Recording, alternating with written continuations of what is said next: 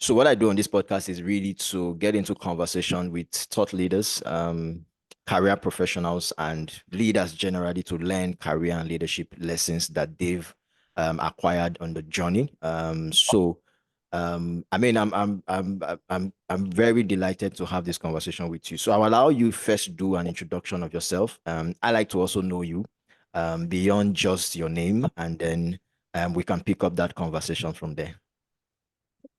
Okay. Thank you very much. Thank you for the question. Like I said, thank you for inviting me on your platform. My name is Joy Abara. I mean, you already know that. I call myself a development practitioner, and that's because my work experience is one that has over time been invested in doing international development work, you know, helping organizations really drive vision Mm, that impacts community, impacts the environment. mm, And so I have held different roles that has had to do with me managing programs, managing projects, mm, managing initiatives that is um, geared towards mobilizing leaders and mobilizing young people to engage in development work. I have mm, I have gained experience in that area. Currently, I work as the head of programs at EnterpriseNGR, which is also an organization that is mobilizing young Nigerian graduates and connecting them with their next employment opportunities.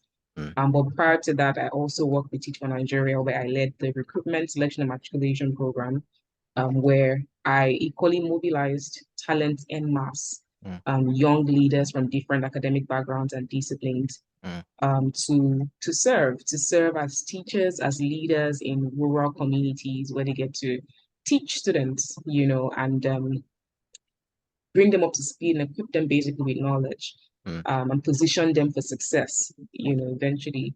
And yeah, I think prior to that, I also worked in a school where I did marketing for a bit. I'd say my background has always been around in education for, education, for, yeah. for a period of time, Mm, for a long time, and I just didn't even know where it was leading me.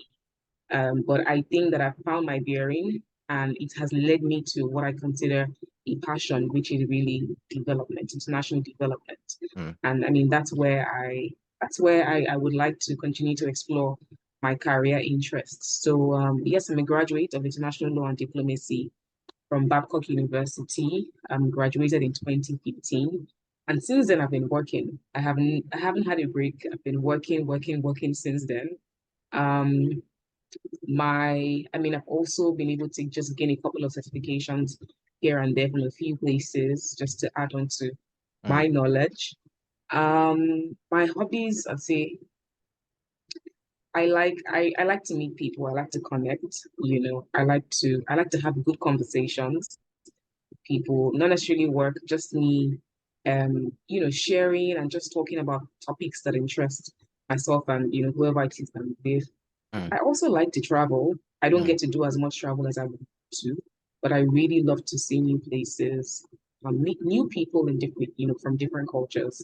Um, and then I'm getting back into reading now. I like to read, but I haven't been doing a lot of that as I should, as I would love to. yeah. I think that reading really is a good escape from reality.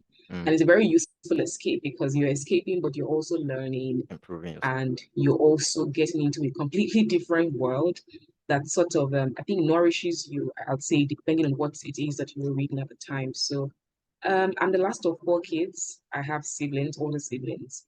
Yeah, I think that's about it in my life in a nutshell. Great. I mean, insightful. I like to pick up from your international development experience. I mean, looking at your journey, you've had a bit of not a bit. You've really worked with young people. I like the part of helping young people find opportunities, right, and connect them to making an impact, especially in the rural communities. So I mean, in your line of experience so far, give me an overview or an idea of what working with young people has been for you, say in the last 4 to 5 years? That's a really good question.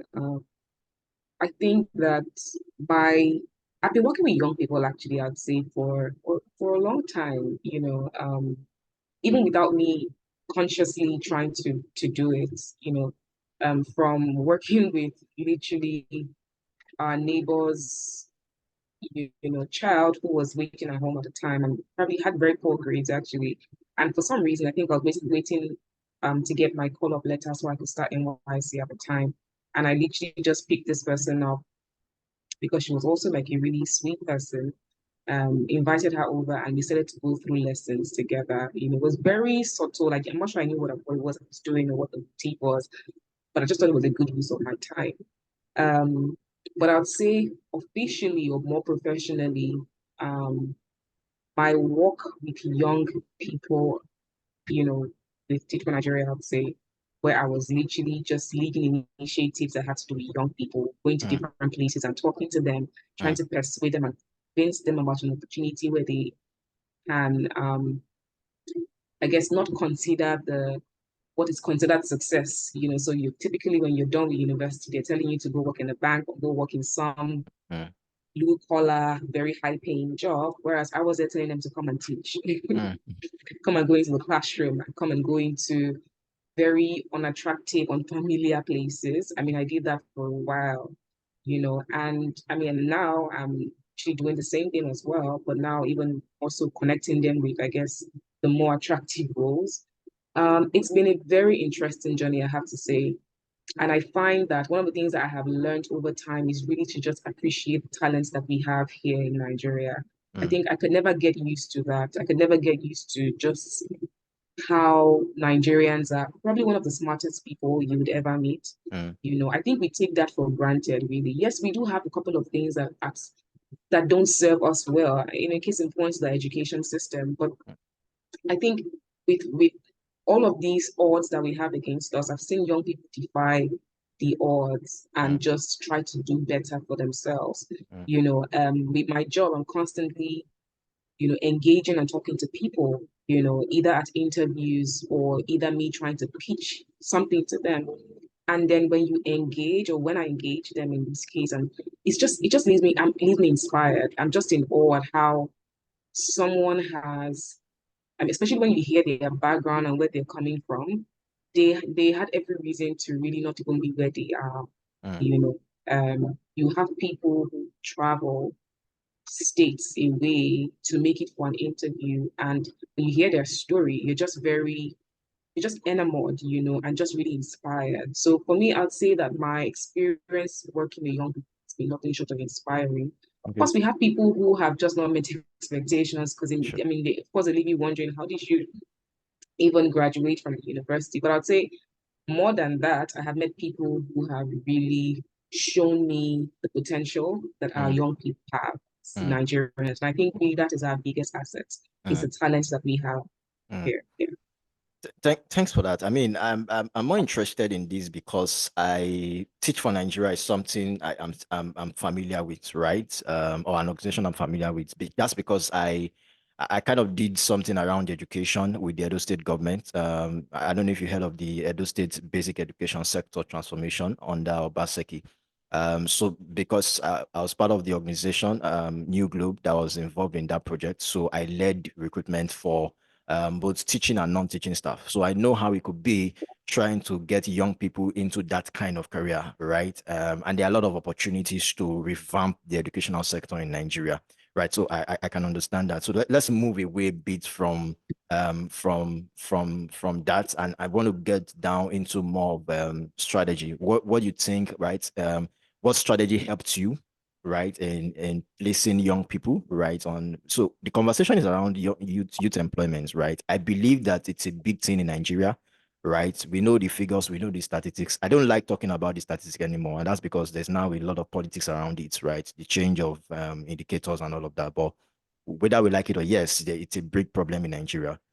So, but I know in the line of your work, right, especially case in point, Teach for Nigeria, if you have achieved a lot of success around that, I believe that there are certain things that helped you, right? There are certain strategies that have helped you achieve success. That's something I want to learn from you. Thank you. Okay, that's a very good question as well. Um, So first of all, like I think that we have to understand, and I'm happy that you also have told this part. Before I know New Globe, I know New Globe, interacted with their work, at different points. I mean, I feel like there's just a lot of strategies to employ when you're working with young people. There are many challenges as well, but when you talk about youth unemployment, um, as sad or as sad as that is, when you talk about the statistics, I feel like it really drives people to a point of desperation Mm, where they literally just look for anything, mm, even if it doesn't serve them. You just find people who are out there and looking for whatever. yeah. With where I was, with Teach for Nigeria in itself, yeah, we weren't just looking for people. We're looking for jobs. The vision was big. It was either you connect or plug into the vision or nothing. And that was the hardest thing that we had to do. Because you call out for application and you find like thousands of applications, Mm, and you're excited. You think, oh, I mean, you've if I made have a it. goal to bring in this number of people, yeah, Yeah. I mean, I already have a great pool, so it means my work is easier. But when you start sieving through and reading through the applications, you realize people are just looking for where to load themselves into. Mm, They aren't passionate about the work, and it shows even in the quality of the applications they put in.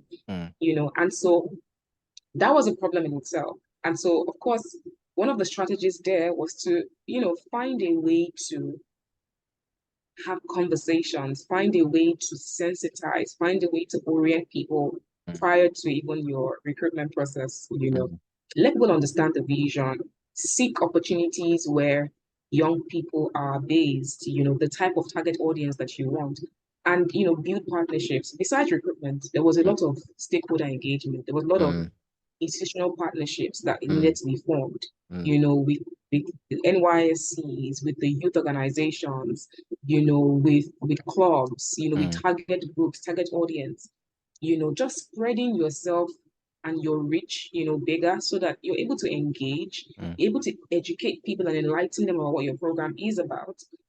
That way you leave people with resources that they go to read up and educate themselves even more. So that gives them a greater chance of success when they are applying.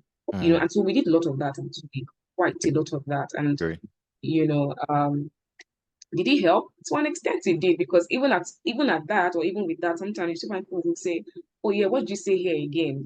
But that question had been flogged so many times, Mm, and people are still coming back to ask you, what did you say again? But you find that some people actually got the message and they're mm, able to run with it. So I'd say you can never you can never do too much of communicating mm, about your work ahead of time. mm, And I'd say also just for when you're doing work like this, that where you're doing mass recruitment, or you're even doing work that has such a big vision. I think vision is so important, really, because that is what propels people to even think, to consider what it is that you're saying. That will propel people to really search deeply in their hearts and really think about the intent for why they want to be part of something besides the monetary value. mm, Monetary value was never one of the things I would sell, mm, and that's because if we started having that conversation, it would be a wrong basis for why people should even want to be part of the program. And mm. that's because we realized that long-term commitment was such a thing. I mean, after the program, what are you doing with yourself? Yeah. We still want to engage with you. We still want you to continue to be part of the community.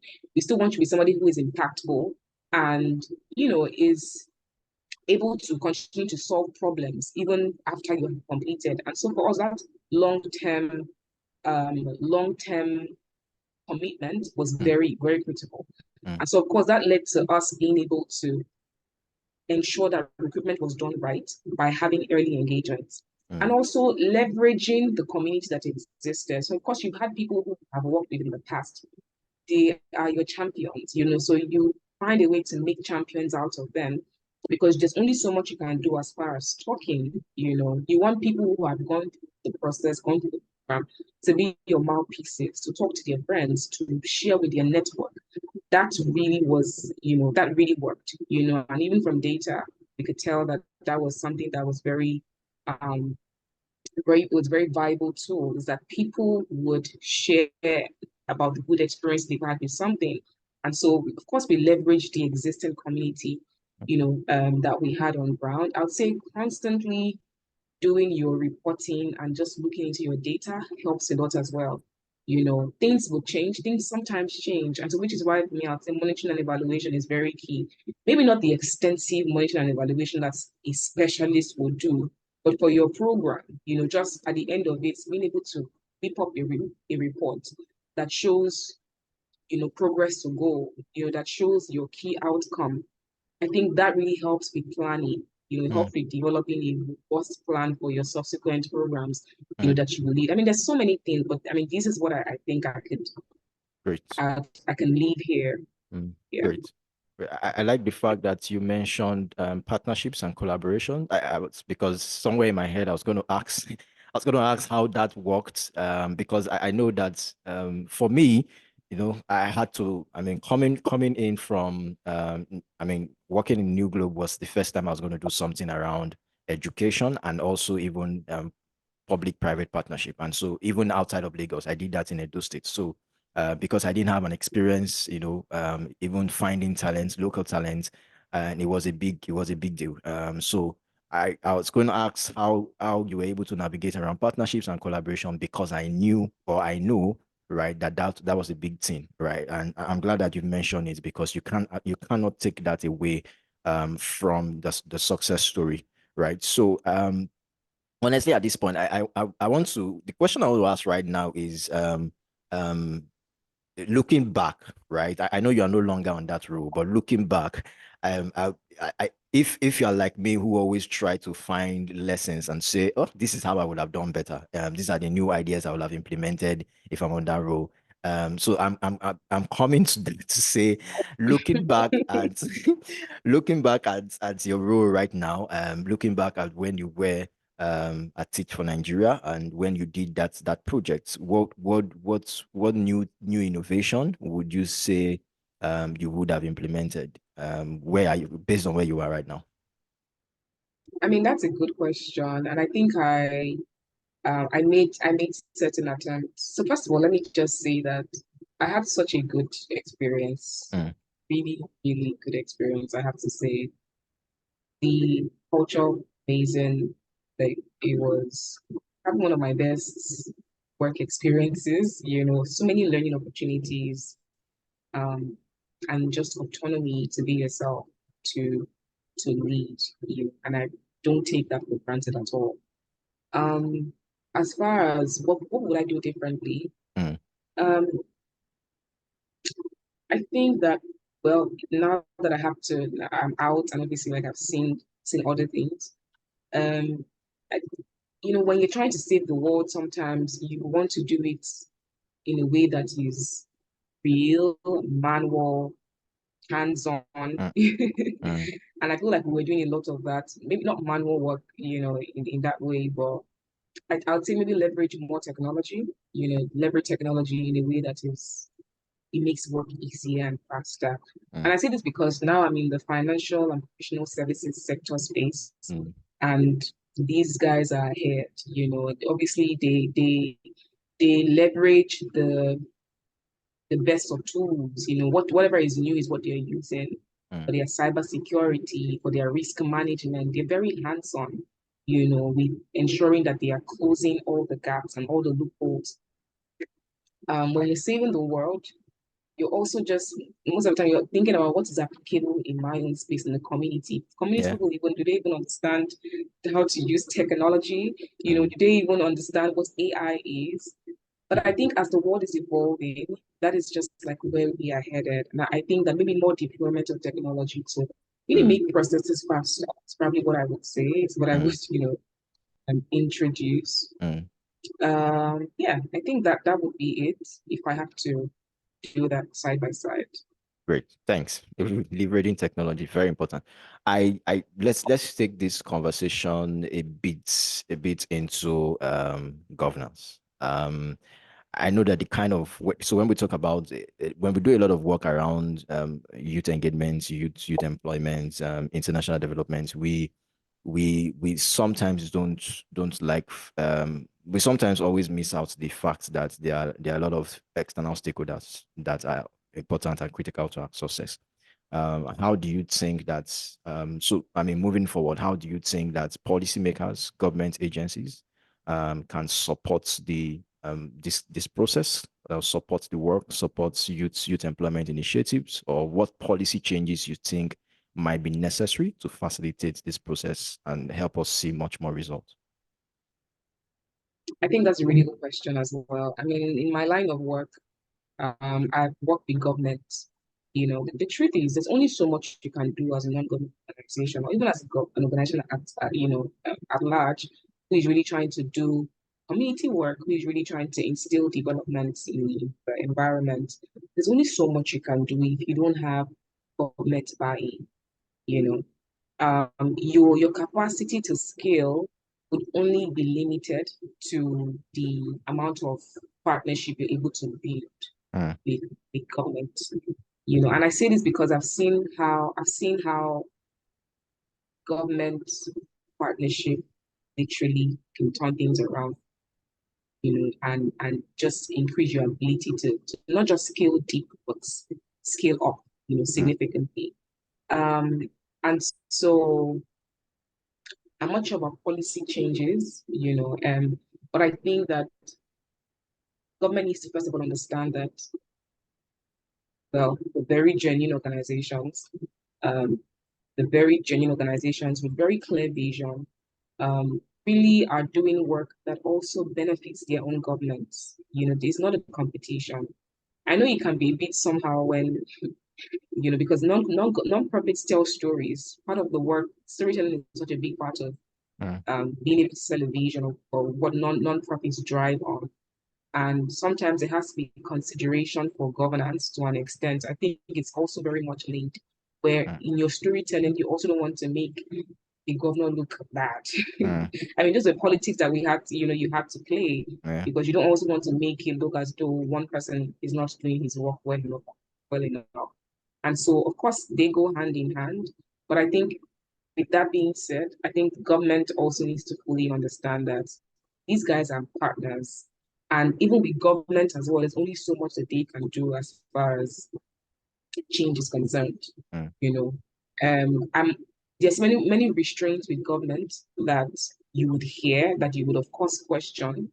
But even with those restraints, I feel like if non-development practitioners are allowed to ask or supported, I think that's the work, are supported with their work. And when I mean supported, is getting the approvals, or even mm, them doing, creating the time to do their own due diligence. mm, If this is what an organization says is what they do, you can your quality and assurance can go do their own diligence and verify and see if these guys are actually genuine, and allow. I mean, you can roll out contract that really gives you an opportunity to leave, or to have them leave if they don't fulfill those obligations. I think what's important is really just them being open-minded to really allow for these initiatives, mm, or interventions to be executed.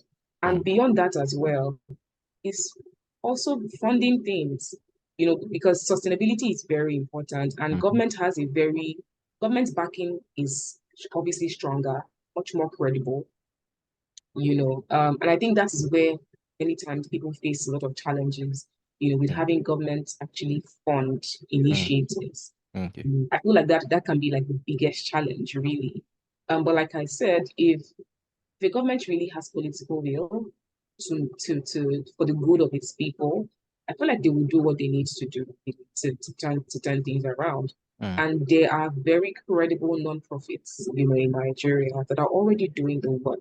mm, If they have the right government support, mm, and if only government will deploy personnel or resources to, like I said, just doing due diligence to verify, and just see established impacts, that I guess validates their ability to partner, move things around, largely. mm. So I think government just needs to come around, stronger than they are doing. I agree. I mean, I agree. Government can make a lot of process easier. um, the political will, if it's there, it makes life easier for a lot of these organizations. So I agree totally. There's one last question I want to ask before I ask one more last question. And I mean, it relates to looking at the future, right? What I know you're currently with Enterprise NGR now, and looking ahead, what you see as the future direction of youth employment strategies, what opportunities or challenges you really anticipate around that horizon. Hmm. I think that the future of youth and employment is I think that we have quite a lot of opportunities, to be honest, especially with the emergence of AI, artificial intelligence, and just how technology is just being deployed to solve problems. Yes, there's a fear that, oh my God, it's going to take jobs, but I don't think so. I think that it's really going to make us much more productive. I think it's Mm, going to create even more opportunities for more newer jobs for people to yeah, occupy. yeah. So what I think people need to do is really position, and even with employment opportunities, is to, I guess, maybe even reshape or realign strategies in a way that really is aligned with current realities. Because in as much as we have now this new emergence, this new evolution, people, and maybe back to our education system, people need to be rewarded, the way that they're not losing out or missing out completely when these things just start getting older. And my biggest fear with that is that if we miss out on this opportunity, it could worsen unemployment situation in Nigeria, even Mm, where there's a strong disconnect between workforce and the expectations, mm, versus what people are learning in schools, mm, And so, yes, there's a youth unemployment crisis in Nigeria. We can literally start from the educational system, mm, and I think nothing really stops us from going back there, mm, and giving the school system the support that it needs. Of course, leveraging data and just leveraging, like, knowing the skill gap that exists, so that as people are leaving universities early on, we're bridging that gap very quickly. mm. You don't have to graduate before you come and realize, oh my God, I don't have a job, I Yeah, cannot have a job. yeah. But initiatives that are geared towards really just, developing a well-rounded graduate Yeah, can be literally start, from the campuses. yeah. And so that is where I think opportunity holds, Mm, for these initiatives. I don't think we should run away from AI. I feel like it's such a great opportunity for us to really just blossom thank you. and be more productive. But we Great. just need to, channel our energies in the place where it would make it be much more productive. Mm. Yeah.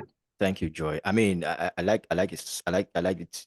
I like the fact that you said we can't run away from education. I'm a strong believer that I feel sometimes it's too late to start preparing young people for the workplace when they are out of the university or when they are out of school.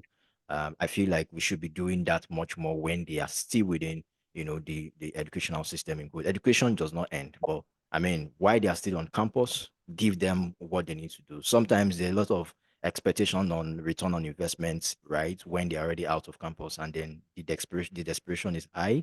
The Exactly. depression is always increasing, and so I think we should spend much more time investing on the young people while they are still on campus. And thanks for making that a highlight as well. I really appreciate. So this is the last question I said I was going to ask you, and it's a question I always ask every of my guests because I like to learn from everybody. I like to learn what has helped you. So there's one book that you will never forget that has made an impact in your career and your life. What would that book be? One book. Oh my Just one. God. I know there are many, but just one. I'm taking notes because I want to look for that book. Um, hmm. I have a couple of books that, it's really just coming to mind. But, but some of, to be honest, I think I'll say the purpose driven life. Mm, I'll say the purpose driven life. It okay. has to be purpose. Sorry, but I'm just looking at what I have, and I think that book has stuck with me since I read it, Mm, and I have found myself going back to read it again, even as an adult. I started reading that book as a teenager, okay. and even as an adult, I have picked up that book and I have read it again, and it's really wholesome. I Mm, feel like it connects us to purpose. It connects us to really what we're here to do. It just really paves the way for that understanding of connection with ourselves mm, and our creator. And I think it's so important because I feel like if you know yourself to a point where you are clear on purpose and you are clear on why you're here, literally on your purpose, I feel like it paves the way for success in other areas of your life. mm, mm. I don't think any self-help book can help you stand up. And yes, the book was a platform, but it did stir up thoughts and Yeah. just made me start to ask questions, and practice self-reflection I guess is helping me get clearer. So I can't promise you and say, oh yeah, I'm very super clear on my purpose and why I'm here in this world, why I'm here in this world. But it was a really good step in the right direction, Mm, for mm, me to just really start to engage, those very hard questions, mm, And so yeah, I would say Purpose Driven Life is a really good book mm. that anybody should engage with. Thank Yeah. you. Thank you. Purpose driven life. I mean, I know that book. And yes, I agree. So the book can stir you up to live Yes. purposefully, right? And I totally agree with that. Thank you so much. It's been a pleasure having this conversation with you, Joy, head of programs, Enterprise NGR. I really appreciate. Thank you for taking the time. Thank you for the lessons. Thank you for the work that you do, right? Scaling youth employment solutions. Thank you for the work that you did with Teach for Nigeria, improving the lives of young people in rural communities. I'm really grateful for taking our time to share on this podcast today.